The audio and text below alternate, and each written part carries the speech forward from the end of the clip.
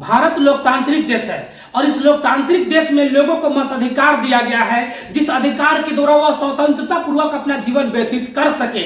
लेकिन इस मताधिकार को भी लोग दारू, पैसा और मांस के आधार पर बेचने की काम करते हैं। आप सोचिए कि अगर कोई व्यक्ति अगर वोट बेचता है तो वह वोट नहीं बेचता, अपने बच्चे का भविष्य बेचता है, इस देश का भविष्य बेचता है, गद्दार छोटा नेता बनता है और वह जनता के बीच के काम नहीं करता है। आप सोचिए और विचार कीजिए, अगर कोई वोट बेच के सोच रहा है कि मैं अपना अच्छा काम कर रहा हूं तो वो गलत कर रहा है, क्योंकि वोट बेचने का मतलब हुआ कि 5 साल तक गुलामी झेलना। आज उत्तराखंड में 41 मजदूर किसी गुफा में फंसे हुए हैं। आप सोचिए कि लोग अपने वोट को बेचकर कहां फंसते हैं। उत्तराखंड में 41 मजदूर किसी गुफा में फंसे हुए हैं। 15-16 दिन इस घटना को अभी तक उस गुफा से निकले नहीं है। आप सोचिए कि देश की सरकार में अगर बैठे हुए किसी मंत्री का बेटा उस गुफा में फंसा रहा था, किसी मुख्यमंत्री का बेटा फंसा रहा था, प्रधानमंत्री का बेटा फंसा रहा था, तो उस गुफा की नजारा क्या होता, वहां पर किस प्रकार के काम होता।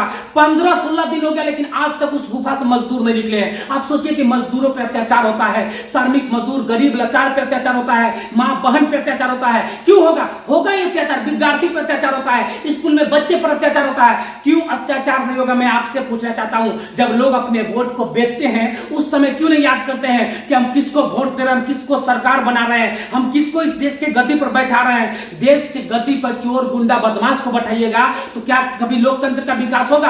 आप सोचिए और समझिए और विचार कीजिए और सोचिए। कोई आदमी अगर अच्छा आदमी चुनाव लड़ता है, कोई सज्जन व्यक्ति अगर चुनाव लड़ता है तो लोग उसको वोट नहीं देते हैं, क्योंकि उसके पास पैसा नहीं होता चुनाव में खर्च करने के लिए। लेकिन कोई वोट खरीदने वाला आदमी 4 करोड़ 2 करोड़ रुपया खर्च करके वोट खरीदता है तो क्या वो लोगों का काम करेगा, लोगों के हित की काम करेगा कि उस काम में से अपना फायदा करेगा? आप सोचिए और विचार कीजिए। लोकतंत्र में लोग अपने वोट को बेचकर देश के मान सम्मान को बेचने का काम कर। किसान खेत में खटते खटते मर जाता है, मजदूर शहर में कमाते कमाते मर जाता है, यहाँ पर गरीब लाचार कमाते कमाते मर जाता है, लेकिन मिलता क्या है? उसको कुछ नहीं मिलता है। किसान का कोई सिस्टम नहीं है, किसान के लिए देश में कोई प्रावधान नहीं है, मजदूर के लिए देश में कोई प्रावधान नहीं है। मजदूर पे फैक्ट्रियों में शोषण होता है, किसान पे शोषण होता है, किसान के खेत में आलू प्याज होता है, उस आलू प्याज का दाम बहुत ही कम हो जाता है। कब? जब किसान के खेतों में होता है उस समय। लेकिन वही किसान जब मार्केट से खरीदने जाता है, आप सोचिए ना, खेत में आलू होगा 600 रुपए कुंटल बिकता है, जब बिक जाता है तो हो जाता है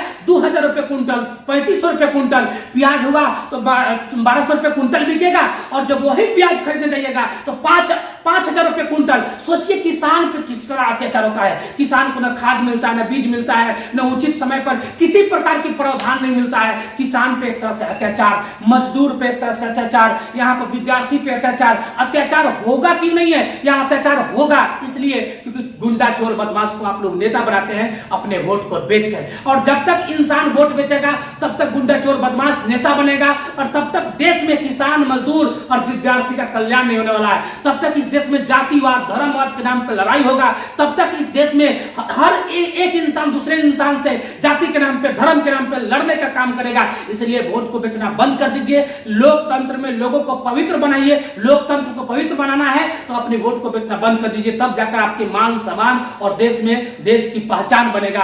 जय हिंद, जय भारत, जय भारत की संविधान, जय भीम।